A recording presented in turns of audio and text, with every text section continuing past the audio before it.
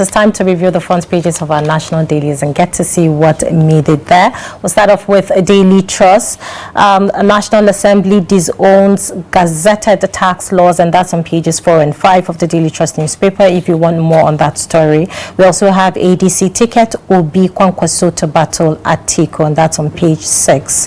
How bandits killed 60 in Niger, and that's on page 18 of the Daily Trust newspaper. And 27 die, 13 missing in Yobe boat mishap. That's on page 52 of the Daily Trust newspaper. If you want more on the headlines, do well to grab yourself a copy and stay informed. The next up, we have the Punch newspaper.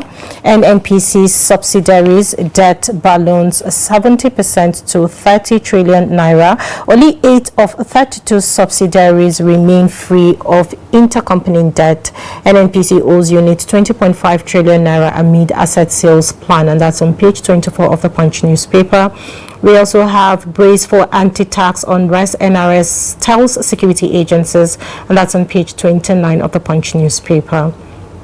Tinubu orders manhunt as terrorists kill over 40 in Niger. That's on page 8 of the Punch newspaper. And new tax regime, what's true, what's not. That's on page 18 of the Punch newspaper. Grab yourself a copy of the Punch newspaper if you want more details on the headlines. And next off, let's take a look at the Guardian newspaper. We have Venezuela crisis may create $10 billion hole in federal government's 58 trillion naira spending plan, and that's on page 6 of the Guardian. We have tax law controversy deepens as National Assembly releases CTCs, and that's on page 6 of the Guardian newspaper. We have Tinubu unleashes security and terrorists killed 30, abduct many in Niger. That story is on page 3 if you want more. We have additional outlines power sector outlook support for reforms. That's on page 4 of the Guardian newspaper. And lastly, we have U.S. action against Venezuela undemocratic against international laws. That's on page 3 of the Guardian newspaper. Grab yourself a copy to stay informed. And we still have Dr.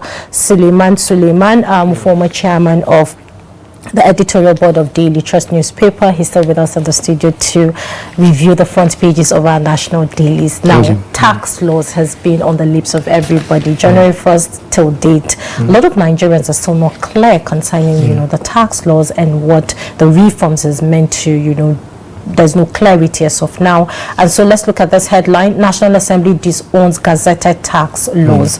But talk to us about this. Thank you very much. But this is an issue that has been going on for a while. But there was one major, which is what National Assembly, disowned gazetted tax law.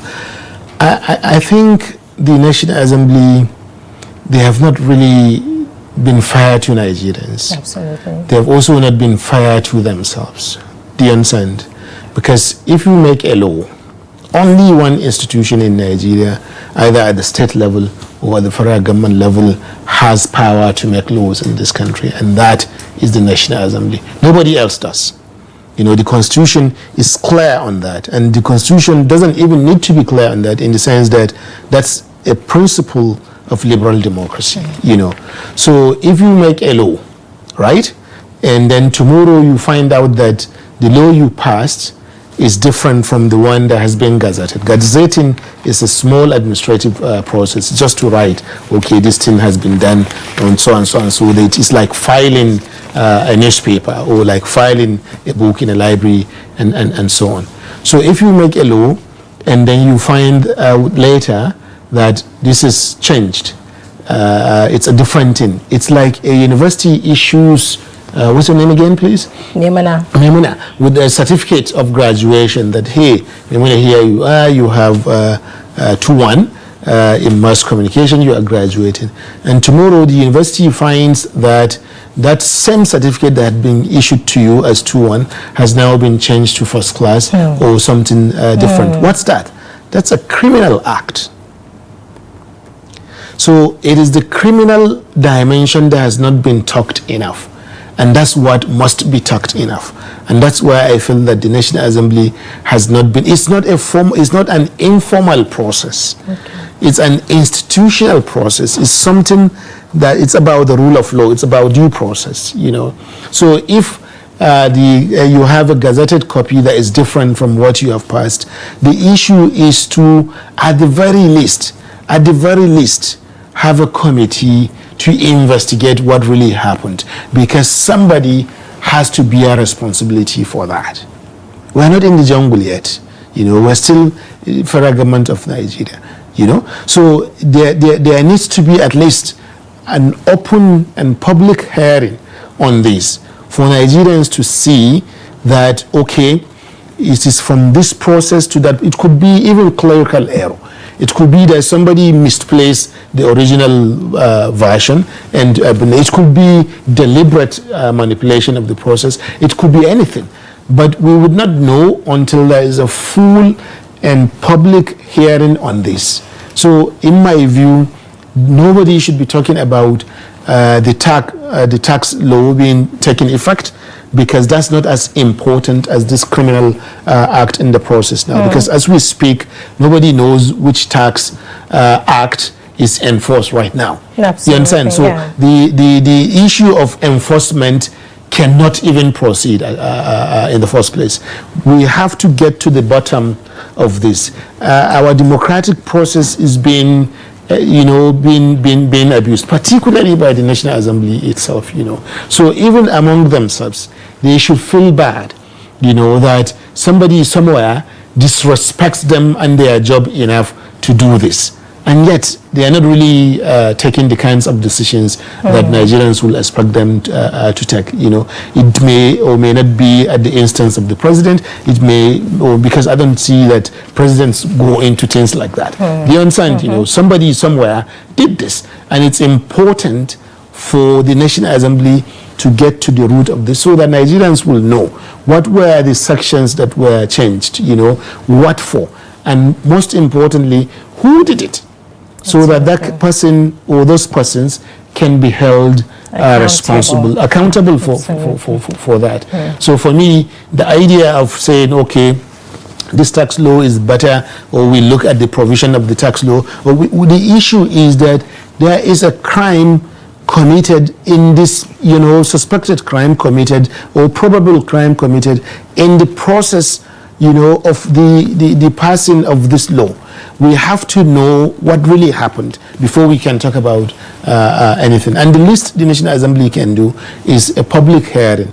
Otherwise, they are losing respect as an institution, not necessarily individually, but as an institution, because that's what they are going to do. If you look at the number of things that have happened in Nigeria in the last 3, 4, 5 months, that the National Assembly has not even had time to even talk about. There's too many. And that's the whole point. The whole business of National Assembly is to help resolve the lingering issues in the democracy. Do you understand? The lingering issues in the democracy. All debates in the world. The National Assembly has no ceiling, legitimate. That is, by which I mean that there is no subject on earth that they cannot discuss. The reason for that is that if you look at the House of Representatives, for example, you will find there are just 60 members, but I can assure you there are only few linguistic or cultural backgrounds in Nigeria that are not represented among those 360. So that's a mini Nigeria right there. What that means is that any kind of issues, any kinds of debate that you are going to have, you will have it, and it will be as if it is Nigerians that are having those debates. And that actually helps the country to avoid conflict. Are you getting the point I'm making? So when people say, Fulani bandits here, this one there, IPOP here, if the National Assembly are having these kinds of discussions in open space, it will enrich our democracy so much, in the sense that for a lot of people, because they will not argue or debate in a way people will do outside, at least with some understanding that there are rules to debating in the National Assembly.